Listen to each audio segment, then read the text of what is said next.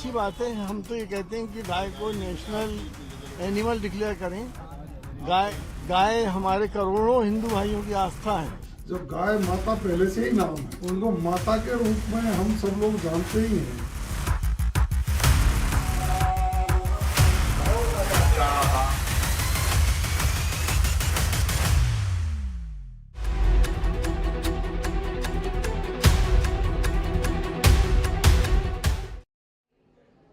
तो देखिए, ईद के दिन पूरे देश में गाय को लेकर एक अलग तरह की मांग देखने को मिली। शहर शहर पोस्टर बैनर के साथ मुस्लिम संगठन के लोग की तरफ से एक ही मांग की जा रही है, गाय को राष्ट्रीय पशु घोषित किया जाए। अब सवाल यह है कि जो बीजेपी गाय को लेकर इतना आक्रामक है, राजनीतिक रूप से उसकी केंद्र में सरकार ऐसा क्या कर पाएगी या क्या करेगी?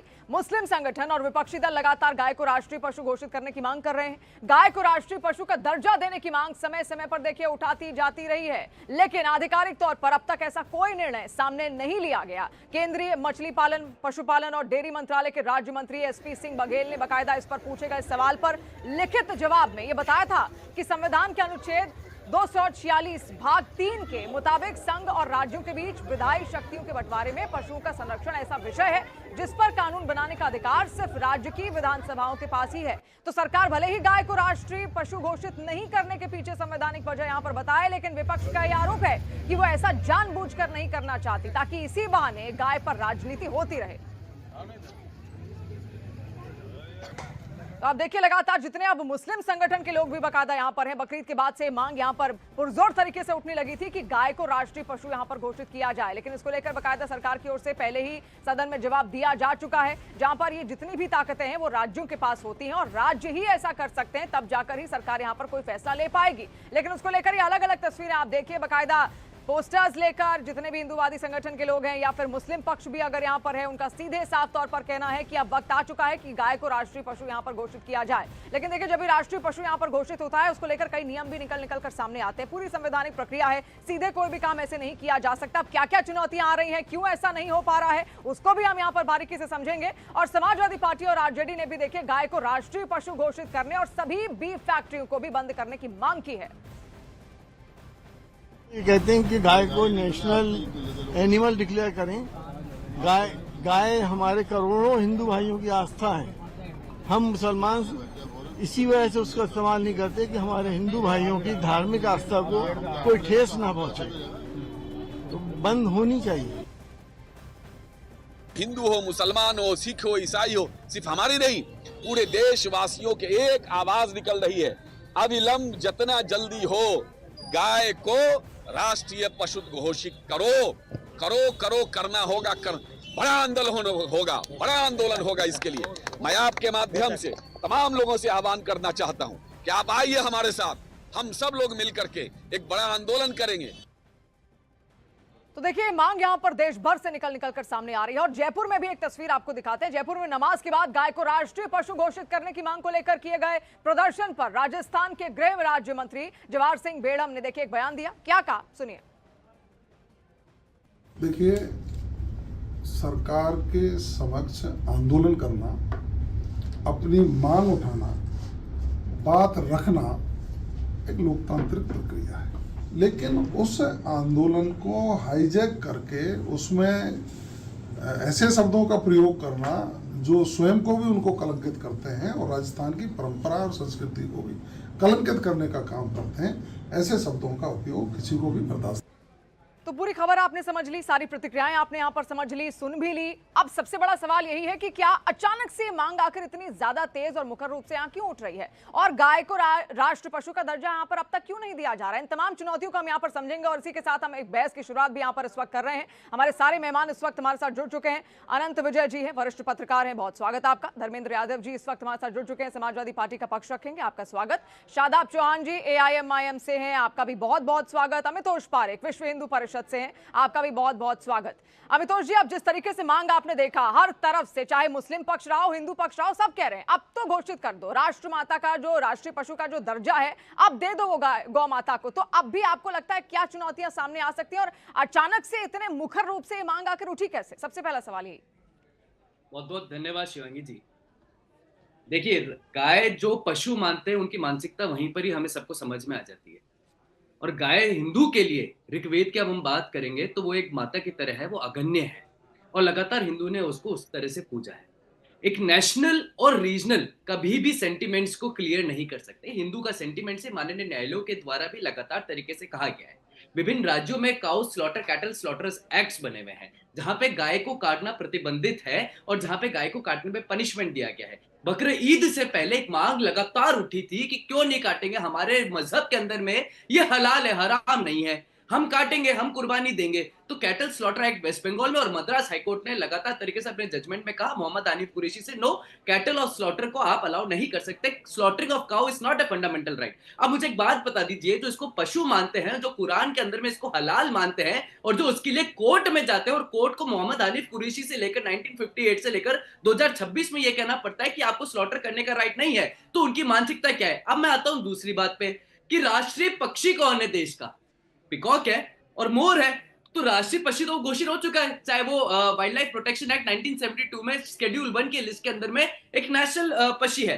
लेकिन देखिए क्या होता है, मणिपुर के अंदर में पुलिस अरेस्ट करती है मोहम्मद शैफुद्दीन को 18 बंडल्स ऑफ फेदर शाफ्ट के साथ, पिकॉक के, मोर के।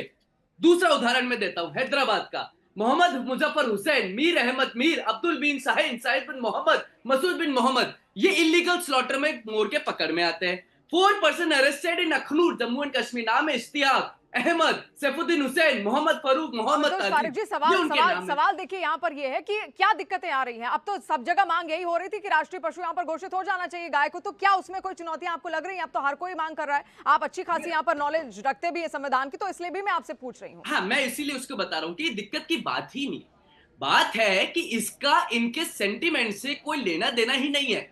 आप बताइए, जहां पे कैटल स्लॉटर की मांग करने वाले अगर हिंदू सेंटिमेंट्स को रख रहे होते तो क्या नेशनल और रीजनल में डिक्लेयर होता? वो जिसको हिंदू अपनी मां मानते हैं उसको आप काटने के लिए कोर्ट चले जाते हैं, आप बोल रहे हो उसको पशु घोषित कर आपका दीजिए। ये कहना है कि अगर सेंटिमेंट से, अगर आपकी भावनाओं से जुड़ा हो तो ही राष्ट्रीय पशु यहाँ पर घोषित होना चाहिए। नहीं, उसका भावना का नेशनल रीजनल है ही नहीं ना। Sentiments can not be guard under national regional, वो तो सेंटिमेंट्स है। आप उसको बोल रहे कि राष्ट्रीय होनी चाहिए, तो वो भी पहले से ही माता है। आप उसको हिंदू सेंटिमेंट्स को डिक्लेयर कम तब मानेंगे जब वो राष्ट्रीय हो जाएगी, और जब राष्ट्रीय हो जाएगी तब कुरान की हदीदें कहाँ चली जाएगी, तब कुरान में रिलीजियस इंटरफेरेंस कहाँ चला जाएगा। मुझे लगता है जो माँ है, that is nothing to deal with the national and regional, it's a matter of Hindu sentiments। ठीक है धर्मेंद्र यादव जी, अब आप बताइए, क्योंकि लगातार मांगे यहाँ पर उठ रही, तमाम पॉलिटिकल रिएक्शंस भी आपने यहाँ पर देख लिए। अब उनका ये कहना है, जैसे अमितोष पारिक जी भी यहाँ पर कह रहे थे कि सेंटिमेंट से तो जुड़ा ही नहीं ना मुसलमानों के, उनकी कुरान की जो जितनी भी आयतें हैं वो सब बदल थोड़ी जाएंगी उसके बाद भी।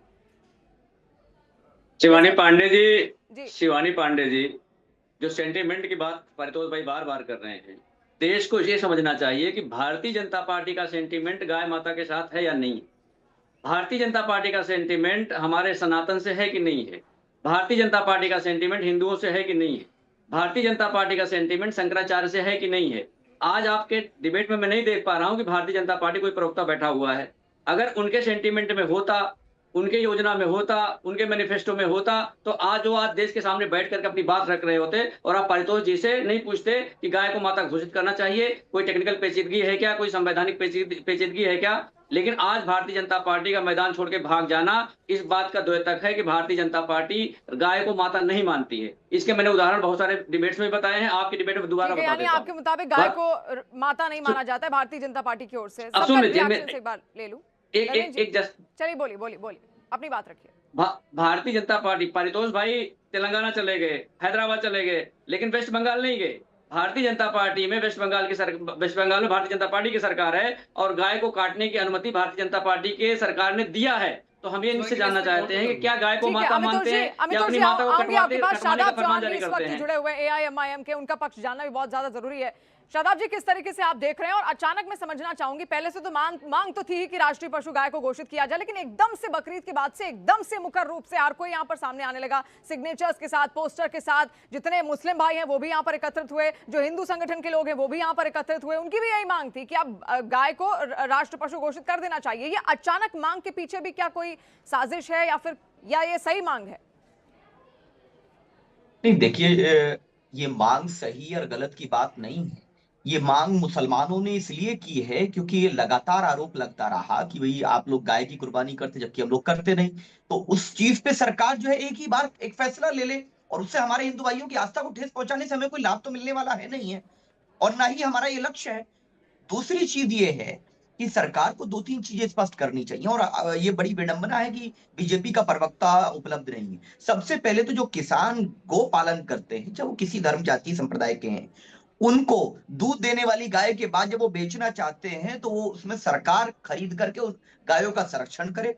दूसरा, भाजपा के प्रवक्ता कहते हैं कि जो देसी गाय है वो आस्था का प्रतीक है, और जो मिथुन है या जर्सी गाय है वो आस्था का प्रतीक नहीं है। उसका स्पष्टीकरण जारी कर दे कि भाई ये गाय आस्था, जो आस्था का प्रतीक होगी ठीक है। हम उसका सम्मान करेंगे। इसलिए करेंगे क्योंकि इस्लाम ने किसी के धर्म को ठेस पहुंचा। इस्लाम में गाय खाना मैंडेटरी नहीं है, अनंत विजय जी काफी मैंडेटरी देर नहीं से है। अगर जी, ये शादाब जी आपके पास वापस आऊंगी। अनंत जी भी हमारे साथ यहाँ पर जुड़े हुए हैं। अनंत जी, आपको क्या लग रहा है, अब क्या तकलीफ है, क्यों नहीं राष्ट्र पशु यहाँ पर घोषित कर देना चाहिए, या फिर हम जितने कानूनी प्रक्रियाएं हैं उनको नहीं समझ पा रहे? एक ऐसी अड़ियल सी मांग यहाँ पर लगातार रख दी गई है और एकदम से देखिए मुद्दा बहुत ज्यादा गर्माया बकरीद के बाद से ही।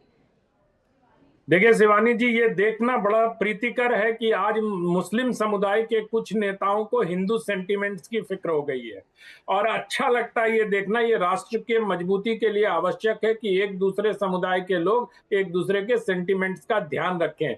लेकिन अब मुझे याद आता है 2014 का जब लोकसभा चुनाव होना था, तो उस दरमियान मुंबई में एक सर्वधर्म सम्मेलन हुआ था, उसमें भी ये मांग की गई थी। तो उत्तर प्रदेश चुनाव की आहट के आते ही इस प्रकार की मांग कुछ मुस्लिम समुदाय की ओर से आना, मुझे लगता है एक बड़ी सोची समझी रणनीति के तहत इसको बढ़ाया जा रहा है।